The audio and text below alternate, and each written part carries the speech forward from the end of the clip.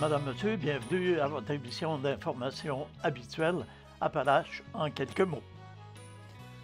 Dans le cadre du projet d'interconnexion entre le réseau électrique du Québec et celui du Maine, la Société d'État Hydro-Québec propose de construire une ligne de transport d'électricité à haute tension. Le tracé prévu passerait dans le secteur Black Lake, à l'intérieur du périmètre urbain, à proximité de deux quartiers résidentiels. En raison d'impacts négatifs majeurs, tant pour les résidents que pour le développement futur, la ville de Thetford Mines s'oppose à cette partie du tracé qu'elle considère inacceptable. Le maire de la ville de Thetford, M. Marc-Alexandre Brousseau, a expliqué que la ville a analysé la proposition d'Hydro-Québec et qu'elle la juge irrecevable. Le maire a mentionné que la nouvelle ligne passe dans un secteur urbain près de plusieurs résidences, de divers bâtiments et d'un parc. Il paraît évident qu'elle affectera tant les citoyens actuels que le développement du secteur. Des alternatives existent et la ville insiste pour que le parcours soit modifié, de mentionner le maire Brousseau. La construction de la ligne de haute tension implique l'installation de structures métalliques d'une hauteur variant entre 33 et 51 mètres. Que ce soit pour les citoyens ou pour les visiteurs, les impacts sur l'aspect visuel sont également importants. Ces structures perturberont le paysage des gens ainsi que les opportunités d'expansion, de souligner M. Michel Véraud, conseiller du district numéro 2 à la ville de Thetford.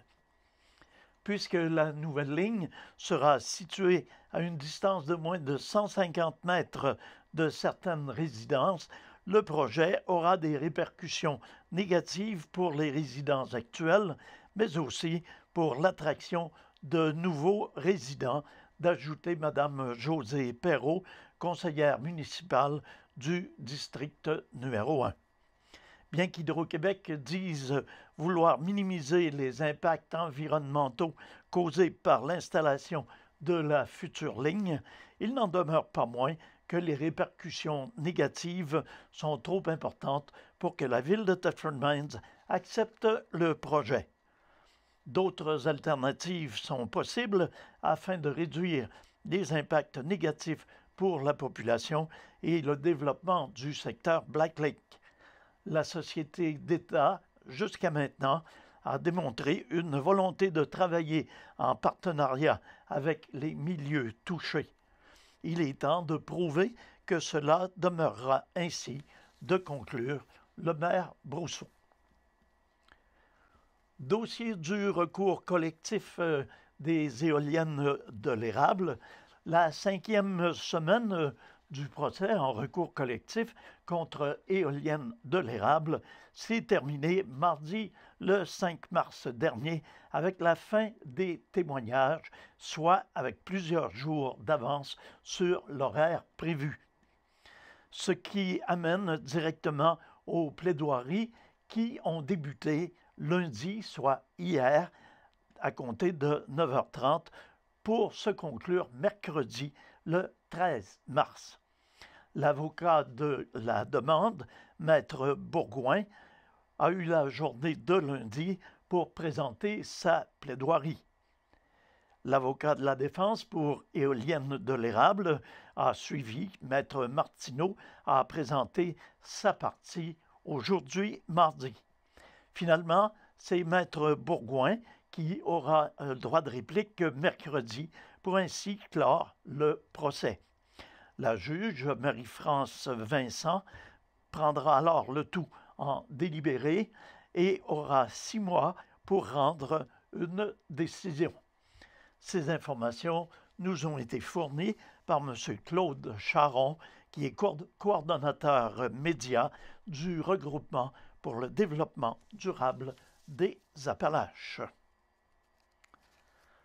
La Société de développement économique de la région de Thetford est heureuse d'annoncer sa collaboration au projet de relève de l'entreprise Chrome Black Lake. Les releveurs sont M. Patrick Jacques et Pierre Métivier Jr., deux employés de l'entreprise spécialisés dans le plaquage de métaux et le traitement de surface, ainsi que la conception et la fabrication de pièces sur mesure. Notons que M. Jacques et Métivier ont profité du programme de fonds nouveaux promoteurs et du FLI relève de la Société de développement économique de la région de Thetford. Les releveurs ont acquis les parts de M. Michel Gaudreau, qui était le seul dirigeant de l'entreprise depuis près de 12 ans. Celui-ci souhaitait prendre moins de responsabilités tout en demeurant dans l'entreprise et en supportant les releveurs dans ce processus pour continuer la croissance de l'entreprise. Chrome Black Lake est bien positionné dans le marché et possède une main-d'œuvre qualifiée. D'ailleurs, nous avons créé dernièrement 2 nouveaux emplois. Maintenant, on souhaite assurer la croissance de la compagnie et augmenter son chiffre d'affaires, affirment les 2 nouveaux actionnaires. Jusqu'à maintenant, on ne faisait aucune publicité et on ne participait à aucun événement pouvant augmenter notre visibilité. Nous allons faire des investissements en termes de marketing et nous serons proactifs sur les réseaux sociaux. Nous avons également ajouté 2 bassins pour mieux répondre à la demande de préciser messieurs Jacques et Métivier.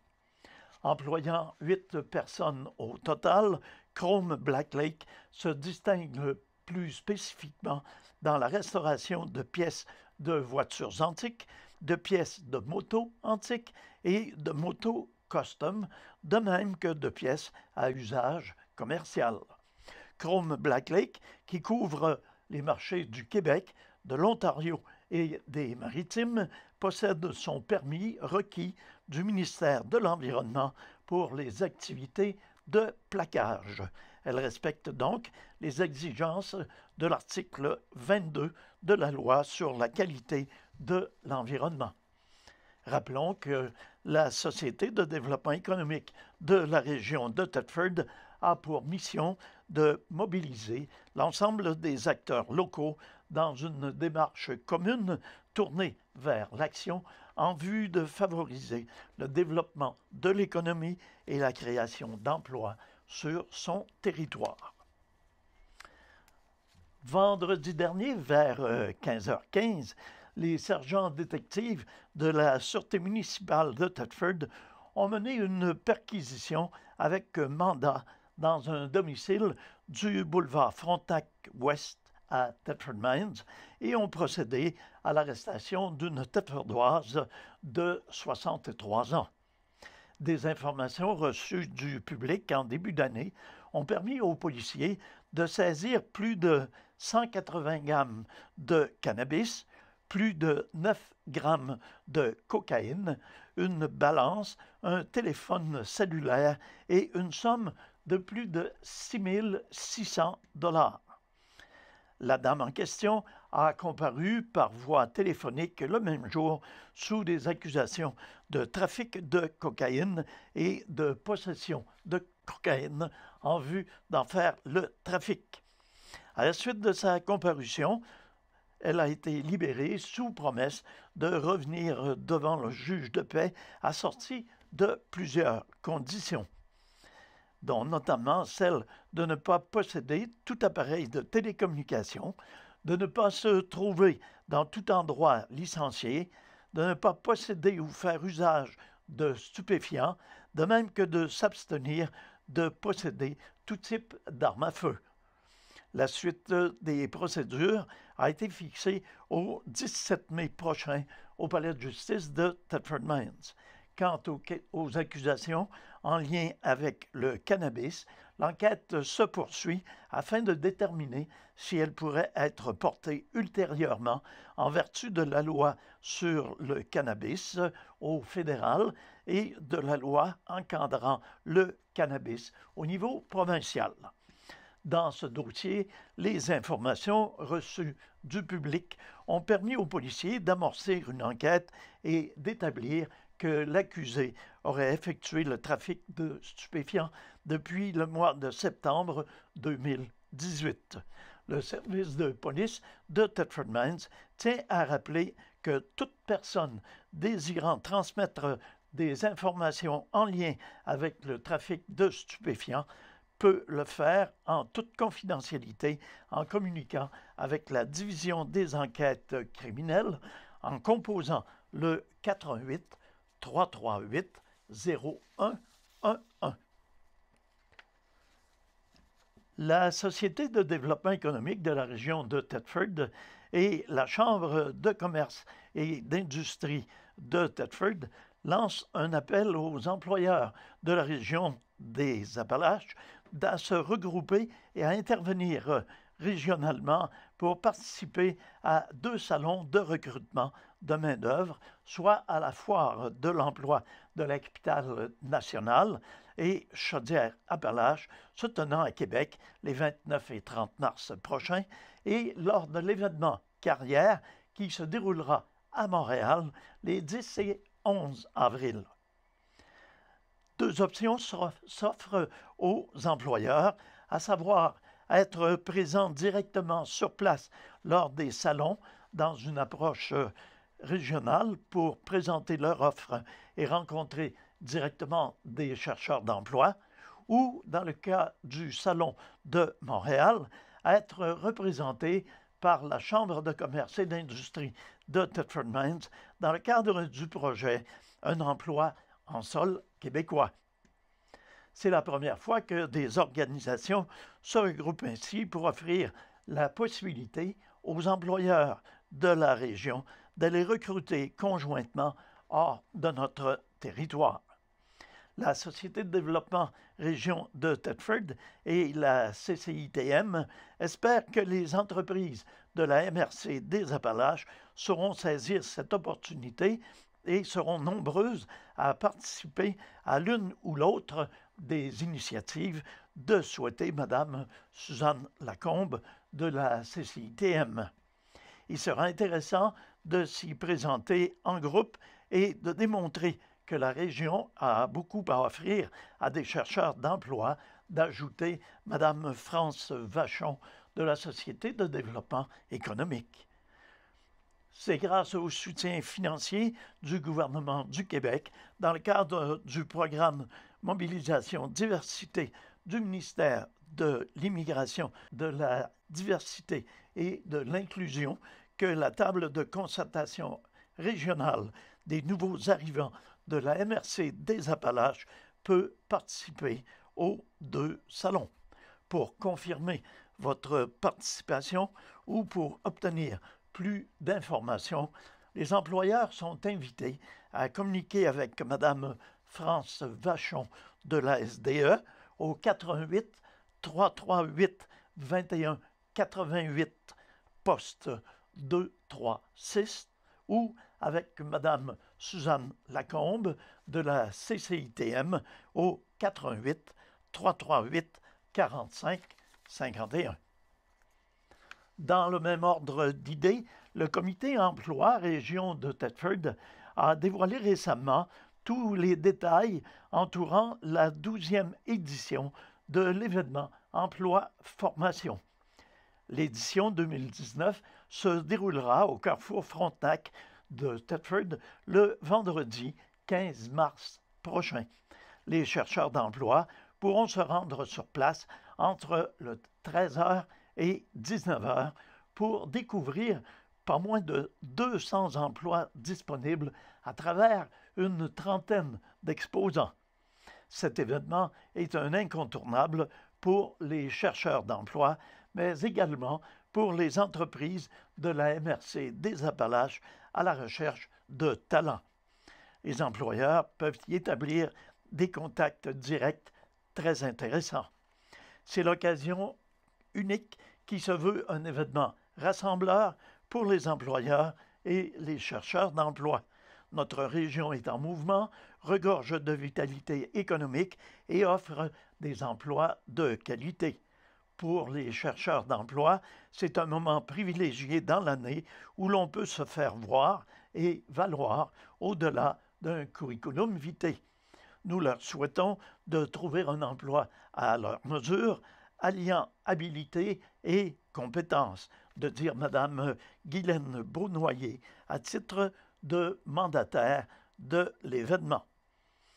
La présentation officielle de l'événement à titre de partenaire majeur est assurée par le Centre local d'emploi de Thetford Mines pour une 12e édition consécutive. La CCITM, quant à elle, a le mandat de coordination de l'événement.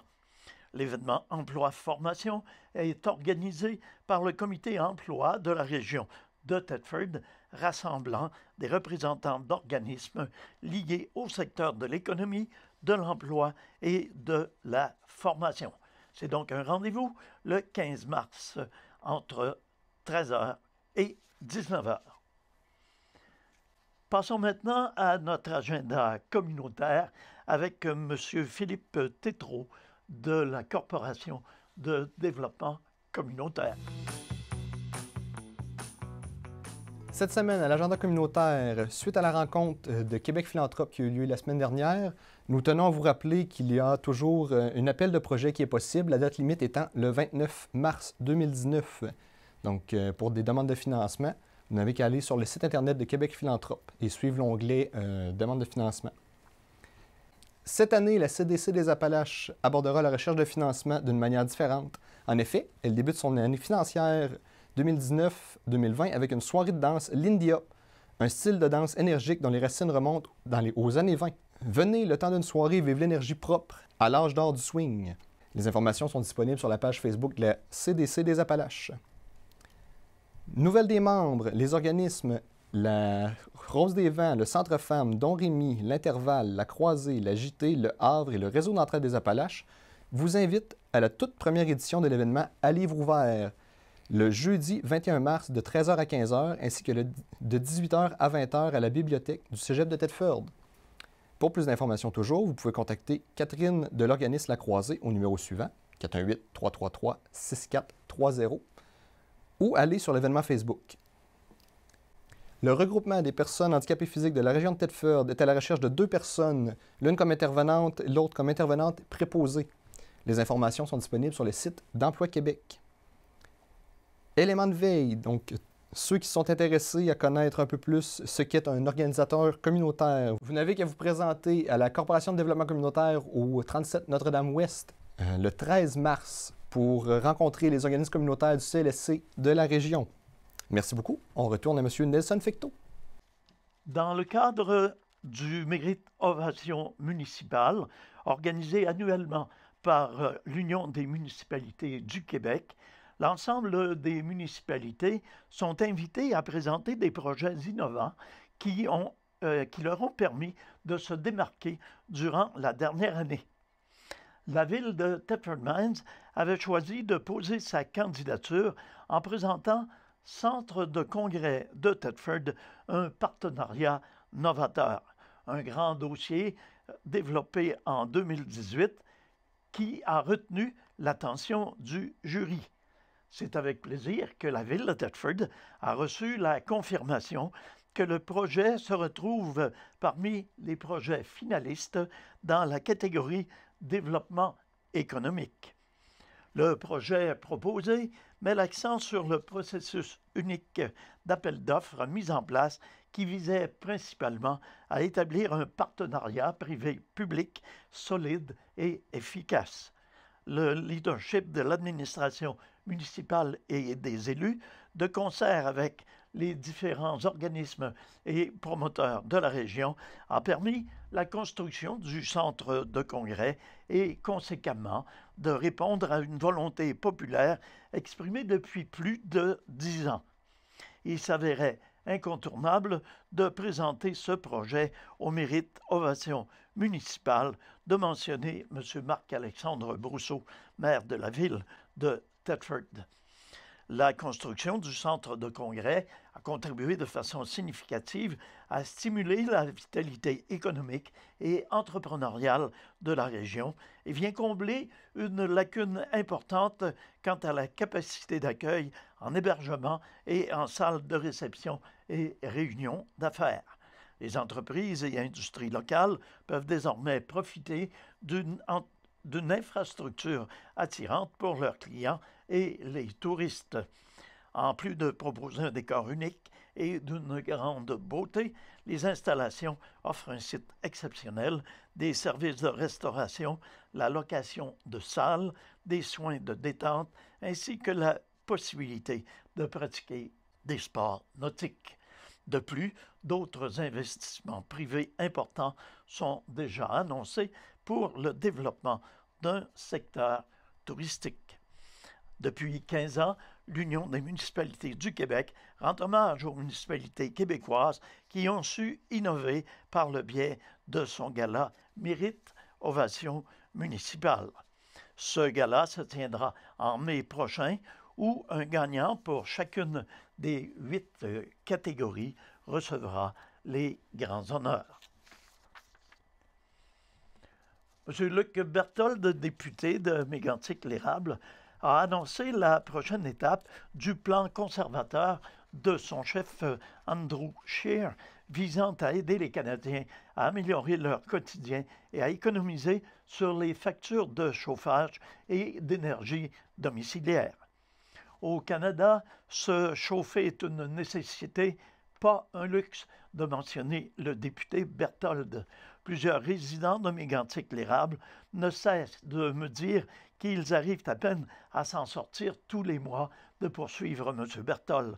L'augmentation des factures d'énergie ne fait qu'empirer les choses, en particulier pour les personnes âgées et les gens qui vivent avec un revenu fixe. C'est pourquoi un gouvernement conservateur, dirigé par un premier ministre, Andrew Scheer, supprimera la taxe sur les produits et services des factures de chauffage et d'énergie domiciliaire, ce qui comprend l'électricité, le gaz naturel, le mazout et les granules de bois, afin de remettre plus d'argent dans le portefeuille des Canadiens qui travaillent fort. Cela permettra aux ménages canadiens moyens d'économiser environ 107 $ par année. À la suite des précipitations importantes reçues au cours des dernières semaines et même des derniers jours, la ville de Thetford Mines souhaite émettre certaines recommandations quant aux activités de déneigement afin d'assurer la sécurité des citoyens et de faciliter le travail des employés de voirie. Ces recommandations touchent le déneigement des rues et le déneigement des toitures de maisons. Alors, vous êtes invités à aller sur le site de la Régie du bâtiment du Québec ou sur le site de la ville de Thetford Mines pour en savoir davantage. Rappelons que, également, le président du 8e Carnaval des Jardins de Thetford, M. René Soucy, a souligné le succès de la 8e édition qui a été un franc succès, tant par l'achalandage général sur les 5 jours, achalandage qui a été estimé à plus de 5 500 entrées, de même que l'affluence au Carnabière qui aurait accueilli près de 2000 personnes. Et finalement, pour terminer notre bulletin, mentionnons que la troupe de théâtre Les Cabotins présentera les 15, 16, 22, 23, 29 et 30 mars à 20h et 24 mars à 14h au théâtre Paul Hébert, une pièce intitulée Un été à Osage County, texte de Tracy Letts, traduit par Frédéric Blanchette et mise en scène par Madame Emmanuel Nadeau de la troupe Les Cabotins. Les personnages, tout aussi vipérins qu'attendrissants, seront savamment défendus par Guillaume Bernier, Suzanne Bradet-Girard, Myriam Breton, Audrey Gagnon, Daniel Garand, Odette Grégoire, Yves Kerouac, Denis Langlois, Mario Langlois, Véronique Leduc, Isabelle Lessard, Julie Martineau et Guy Rodrigue. Ils prendront vie dans une scénographie signée Élise Lessard. Alors, c'est un rendez-vous à ne pas manquer au Studio Théâtre Paul Hébert à compter du 15 mars. Alors voilà, c'est ce qui met un terme à nos informations pour cette semaine. Je vous invite à être des nôtres la semaine prochaine pour un bulletin semblable. Entre-temps, demeurez à l'écoute, notre programmation se poursuit. À tous et à toutes, une excellente semaine.